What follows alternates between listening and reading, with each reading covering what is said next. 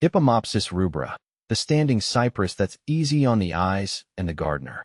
Hi, Ferbvu here.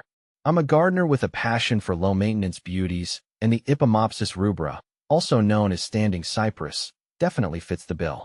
This biennial wildflower has captured my attention with its striking looks and fuss-free nature. Let's delve into some of the most common questions I get about this fantastic plant. What is Ipomopsis rubra? Imagine a plant with the elegance of a cypress tree and the vibrancy of a hummingbird magnet. That's the Ipomopsis rubra in a nutshell. It's a biennial, meaning it completes its life cycle in 2 years.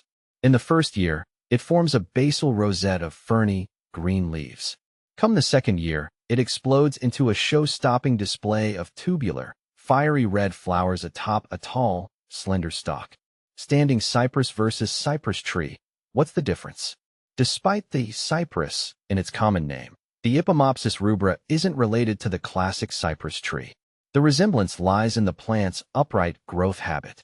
Unlike the cypress, which is a woody perennial, the standing cypress is a herbaceous biennial with softer stems.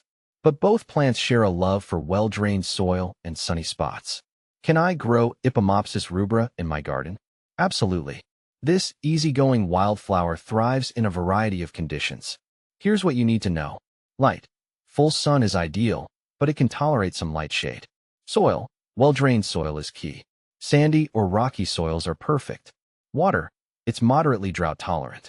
Water deeply when the top inch of soil dries out. Planting. Fall is the best time to sow seeds directly outdoors. Lightly rake them into the soil for good contact. How do I care for my Ipomopsis rubra?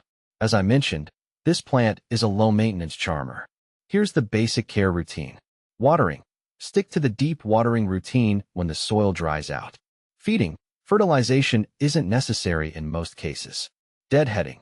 To encourage continuous blooming and prevent self-seeding if unwanted, deadhead spent flowers by pinching them off at the base. Will my Ipomopsis rubra come back every year? Technically, the plant itself is a biennial and won't flower again after the second year.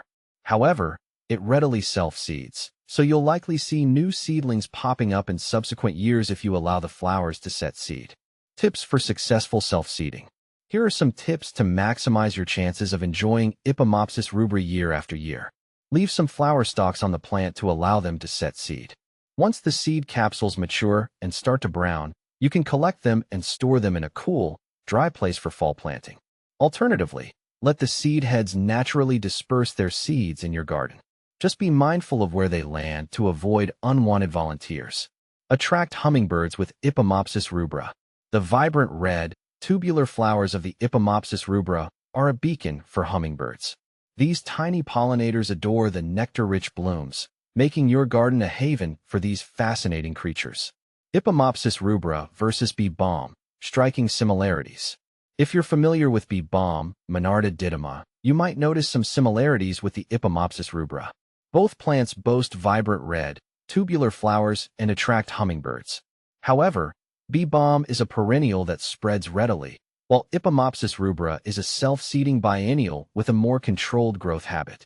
Conclusion: the Ipomopsis rubra, a gardener's delight. The Ipomopsis rubra is a captivating wildflower that adds a touch of elegance and vibrancy to any garden. Its low-maintenance nature, stunning blooms, and ability to attract hummingbirds make it a winner in my book. So, if you're looking for a beautiful and easy-to-care-for addition to your garden, give the standing cypress a try. You won't be disappointed.